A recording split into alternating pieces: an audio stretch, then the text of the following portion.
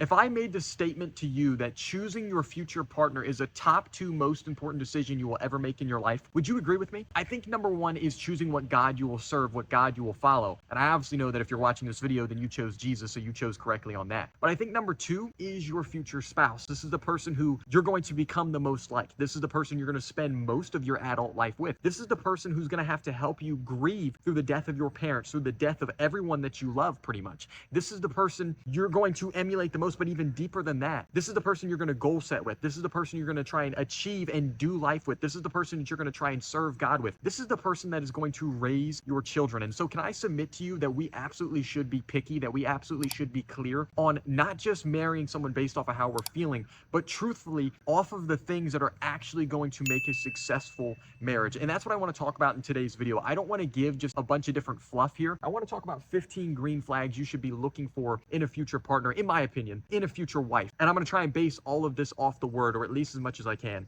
You don't even have to take this advice. This is almost like a video to like the younger me. But I think especially as young Christian men, you're on Christ-focused self-improvement. You have big goals. You have big ambitions. This is something you absolutely should be clear on. I want to also let you know that this is not like a checklist. They do not need to have all 15 of these things. In fact, if the person you're dating or the person you're thinking about dating or seeing or marrying, etc., has like 5 of these, odds are they have massive potential to be a fantastic partner. So I just want to say that now. You're never going to find a perfect partner. In fact, I want to go to number 1 right now. The first one I would actually say to you is the fact that she's not perfect. Because if you think she's actually perfect, I'm going to dismantle a belief that is taught online all the time, which is this idea that there is a perfect person for you that's going to check every box that you want in a future partner. First of all, nobody's perfect, but it only means one of 2 things. Number 1, you really don't know this person to the level that you think you do, which is why you think everything about them is perfect. This is why you ever had a really hard time getting over someone that you never actually dated? It's not because that person was so great, so perfect, so fantastic, everything you were ever looking for, most likely. It was because you didn't know them to the level that you thought you did, so you had a false perception of who they actually were, and the false perception is actually what you liked so much. That's the first thing. This is almost just like a detox from that internet advice, because you're not perfect either. Do you think it was exciting for me to have to sit there and tell my girl, like, by the way, I was addicted to pornography for 12 years. I promise you that was not a fun conversation to have, but it was an honest conversation. It was a conversation that needed to be had. And you should be having deeper talks if you're thinking about spending the rest of your life with this person. You should not just be talking about how the weather is. The second side to this, though, of like she's not perfect beyond you just like not knowing her enough, is the fact that if you think she's truly perfect and she has no flaws, she's likely playing a part. And what I mean by that is she's purposely not showing you the real her. Everyone has flaws. Everyone has deficiencies. Everyone has things from their past they're not proud of. And so if you think that truly everything about this woman is perfect, she's likely playing a part. I talked about it a couple videos ago, but I recently hired one of my boys to be a personal trainer for me because that's what he does for a living. Guy's absolutely jacked. I'll throw a picture of him right here. His name's Gutierrez, his name's G. But he got married maybe about 1.5 years ago, something like that. And he told me a quote that's always stuck with me. He said, God will never give you a finished wife because you are not a finished husband. This is why, truthfully, I don't think you should be looking for a perfect partner. This is why I also said, don't think like you need to find a partner with all 15 of these green flags. If they have even just some of them, bro, it's a blessing. As long as she's submitted to God, she's going to continue to grow more and more into like that Proverbs 31 woman.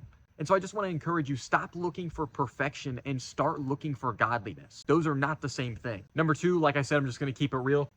You should not be unattracted to her, right? Do not marry someone that just because they're godly, but you don't find them attractive. One that's not even just like, it's just odd, right? First of all, I think it's really just like this chronically online Christian group that thinks that like you don't have the right to be attracted to your partner. You should. I think the view of this also comes from this idea that they think sex isn't something that God made. They think it's like something that's like almost evil or disgusting. You're actually being harsh to that person too if you're going to marry someone you're not even attracted to. Because what about their desires? What about their needs? What about them wanting to feel connected and intimacy? What about that? I feel like this is pretty straightforward advice, but don't marry someone you're not attracted to. And I put not ugly, but also that's subjective. Like there's people I guarantee you that I find attractive that you wouldn't find attractive. I guarantee you there's people you find attractive that I wouldn't find attractive. So number 2, you should be attracted to them. That should be a green flag. I know, shocker. Let's go to number 3. Number 3, she wants kids. This is an absolute deal breaker for me. And I think it's one of the main reasons you do get married is to raise children, especially as a godly man in today's society. Like you are the type of person that should be having more kids. You should be the type of person who's impacting the next generation by raising up the next generation. And I also just think about it in the idea of like, bro, what happens when you're 50, 60, 70, 80, 90 years old? It's not going to be the car. It's not going to be the places you went. Like all that stuff will be cool, but you're not going to care about it. The thing that's actually going to bring you fulfillment is when you're like 70 years old and you and your lady are sitting on the porch in rocking chairs, like classic old people, watching your kids and your grandkids run around in the front yard. That's the thing that's going to bring you true fulfillment. I also would not date a woman who says she doesn't want kids and be like, oh yeah, she's just young. Her mind will change, because she's not a bad person if she doesn't want kids. Not all women want kids. Not all women should have kids. That doesn't make her a bad person, but it does make you a bad person if you still hold on to that expectation, date her, marry her, and then if her expectation doesn't change, then you begin to resent her.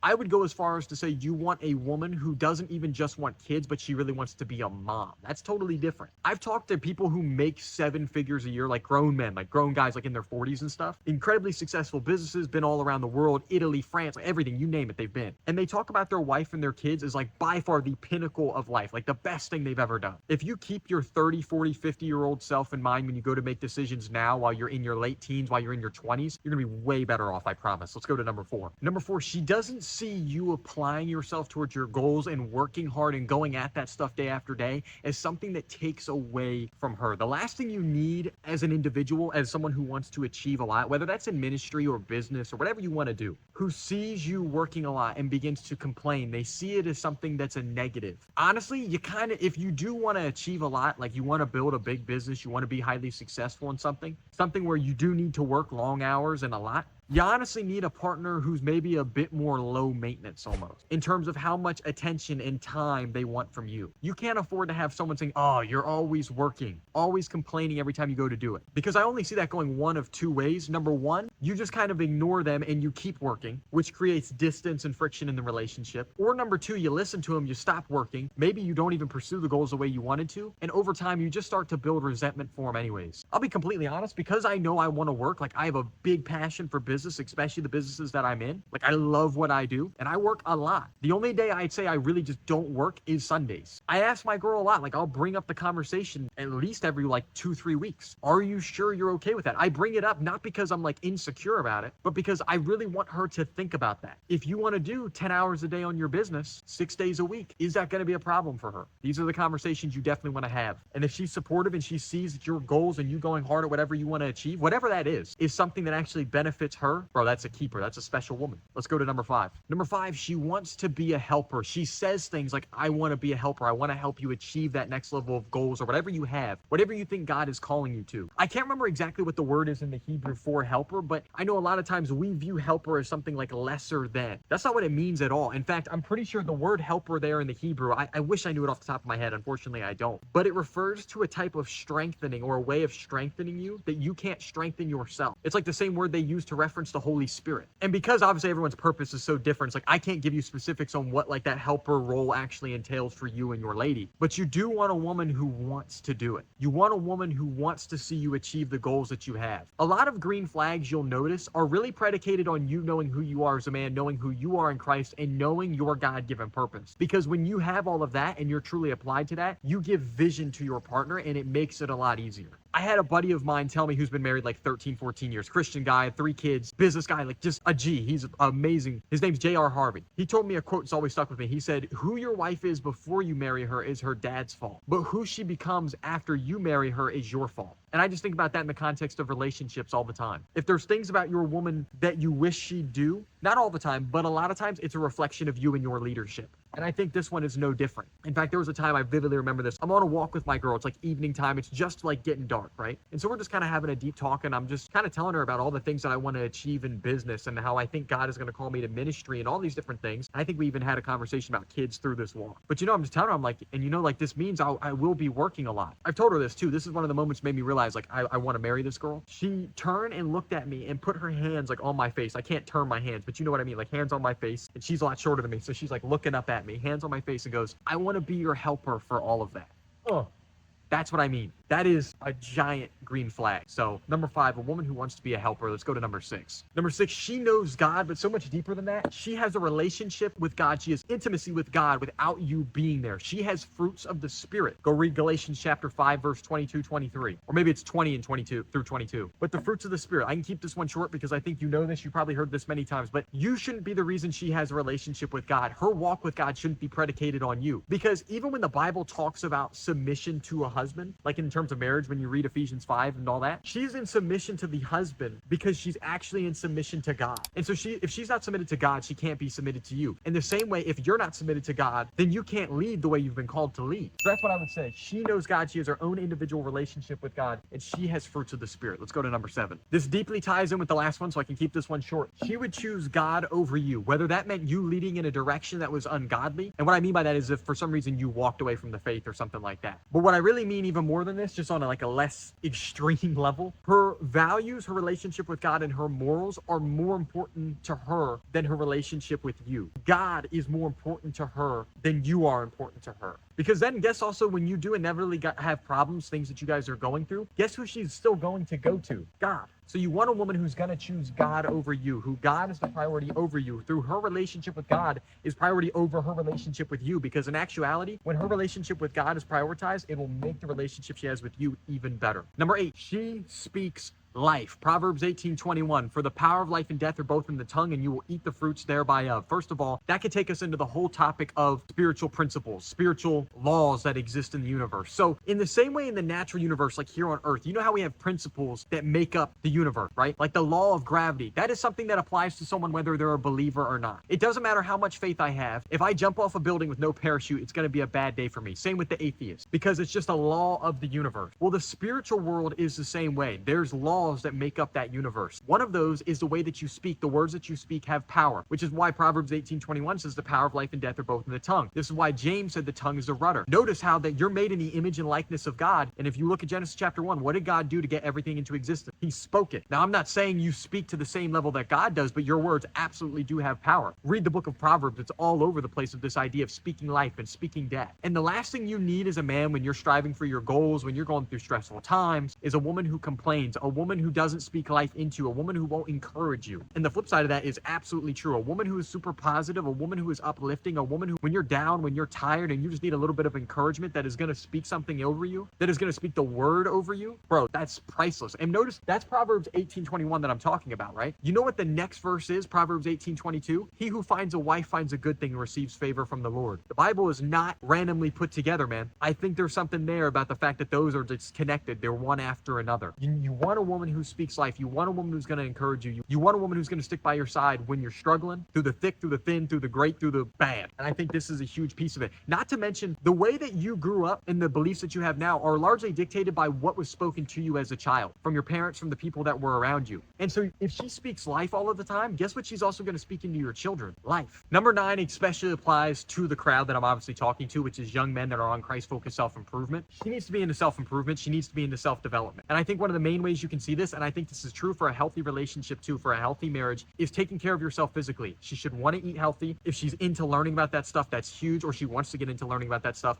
If she goes to the gym, if she exercises, she goes on walks, runs, she loves any of that type of stuff, you want that. Because let's just be very, very real. Intimacy is a huge part of a marriage, right? The number one way you guys are going to stop having intimacy is if both of you get out of shape, or if one of you gets out of shape. And if one of you is super committed, right? Like you might be super committed to the gym and getting really fit. If your wife just lets herself go, odds are you're going to resent her to some level. The way you treat your body, right? Because the moment you get married, this is scripture, by the way, this is over in Corinthians. Your body is no longer just yours, it's hers. Her body is no longer just hers, it's yours. If you go read Ephesians 5, Paul talks about it over and over again, that you're supposed to love your wife and treat her body like it's your body, because no man is like harmful to his own body. I can't remember exactly how he words it, but it's on the back half of Ephesians 4 or 5. But you should have a woman who cares about this. And then even deeper than that, she's into self-development. I look at spiritual growth, growing with God, knowing the word word more, reading spiritual books. All of that is self-development in and of itself, because everything flows out of the spirit. That's Hebrews 11:3. But then also, is she into growing mentally, emotionally? Is she trying just to become a better person, a more productive person? If you're really on self-improvement, you likely have something called a growth mindset, which means you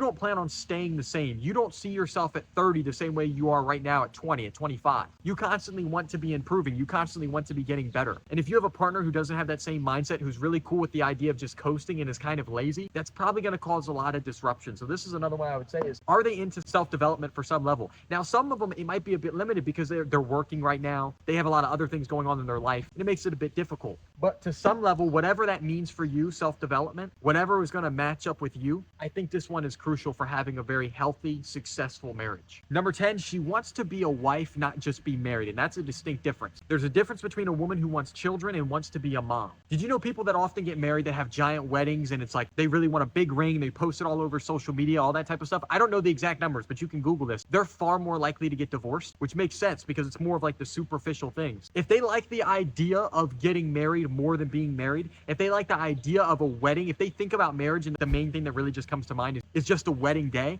that's a red flag. And I'll be honest with you, a lot of women, including Christian women today, just want to be married. They don't actually want to be a wife. And I think this might be true for a lot of Christian men too, because the truth is about marriage is it's not really for happiness. Of course, that's the goal, is for you to be happy, but ultimately it's about dying to yourself so that you each can begin to represent Christ more and more. So you each become more Christ-like. You want a woman who wants to be a wife. You want a woman who wants to be a mother. Number 11, she's willing to do pre-marriage prep. And what I mean by that is reading books about like communication styles and learning why people get divorced, going to premarital counseling, any of this stuff to prepare for when marriage actually happens. I don't think it's the best idea to just wing marriage, right? If you can basically go to someone counseling, spiritual elders, right? Which I would really recommend you guys have spiritual elders together. But you guys can go through the most 10 common reasons people actually get divorced, and then set up protocols, talk through things, learn different styles of communication, and almost set up things so that you can almost prevent all of these from happening. Why would you not want to do that? And it really throws into question why she would not be willing to do that. But I think it's a green flag because it shows true commitment if they're willing to do something like this. Once again, because neither one of you are what? Neither one of you are perfect. You're both going to have flaws. You're both going to have things that you're going to mess up on. You're both going to make mistakes. You're both going to offend each other. And there's going to need to be a lot of compassion and apologizing. And I think pre-marriage prep is probably a pretty good way to keep that transition into marriage from being so harsh. So let's go to number 12. Over in Ephesians 5, it talks about how be angry, but sin not, and do not let the sun go down on your wrath, on your anger. And so expecting to find someone who you're not going to argue with is probably pretty unrealistic. I remember hearing a Jordan Peterson quote where he said, divorce happens because of 1,000 little arguments that were never had.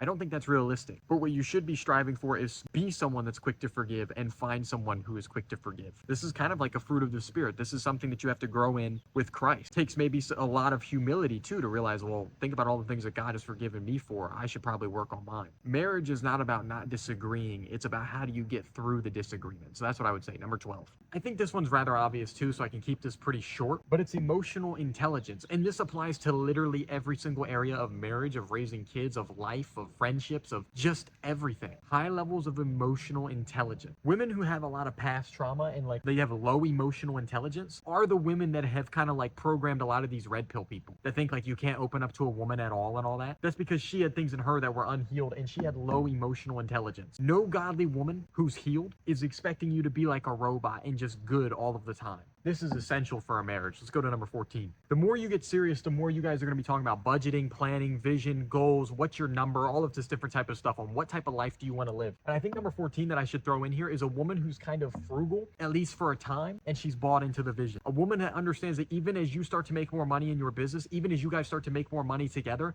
it doesn't mean you upgrade your lifestyle. A woman who understands that you're trying to get to financial freedom. A woman who understands her role. All of that's buying into vision, which once again ties back to your leadership. It ties back to where you are in your journey with God, how submitted you are to God, how purpose-filled you are, how truly dedicated you are to that. I just realized that so much. A lot of your woman is really just merely a reflection of you. But man, I know some people that are dating women where their business is just starting to get off the ground, and their girl is going and getting her hair and nails done every 2-3 weeks. Likes to go shopping a lot. And I mean a lot. It's not very frugal. It's not a woman who's really bought into the vision, or at least she doesn't understand it yet. And if she doesn't understand it, that's on you anyways. So a lot of this, I would even say, yes, this is a trait of her, but a lot of this is actually just based on you. A lot of this is based on actually your ability to lead and your clarity for yourself. I've been very open with my girl. She knows where the business is at. She knows where I'm trying to take it to. She knows the goals that I have. But I've also explained to her that, look, even as we start to progress more and more, even if like the income and revenue doubled, at least for a given amount of time, I don't want our lifestyle to change at all. I want us to live as far below our means as possible, so we have as much money as possible to invest back into the business, to invest back into myself, to invest back into coaching and mentoring so I can get better as an individual, to put into investments that then eventually can generate more income. She knows that. She understands that. She's bought into that. We know like the numbers too. Like we sat on ChatGPT and we cranked out the numbers, which is something else I would recommend you do. But a woman who's frugal and bought into the vision, let's go to number 15. I think number 15, more than anything, just a woman who's willing to grow. If she's submitted to God and she's willing to grow, number one, that shows commitment. But number two, like I said, she's not perfect. You're not perfect. Likely you have not met someone who fits all 15 of these things. Maybe you have. Maybe you've just been very, very blessed, which is great. But odds are there's still things that even in these, even if she slightly has them, that we still need to develop. And as long as she's willing to grow, as long as she's willing to go through the trials, as long as she's willing to go through the hard times, as long as she's willing to work on herself and work on you and work on the relationship, and you guys are just committed, like, look, this is us against the world, and that's just the mentality, man, you will be okay. Like I've been saying though, a lot of this is really representative of you and your leadership and who you are as a man. Your woman kind of molds to you, especially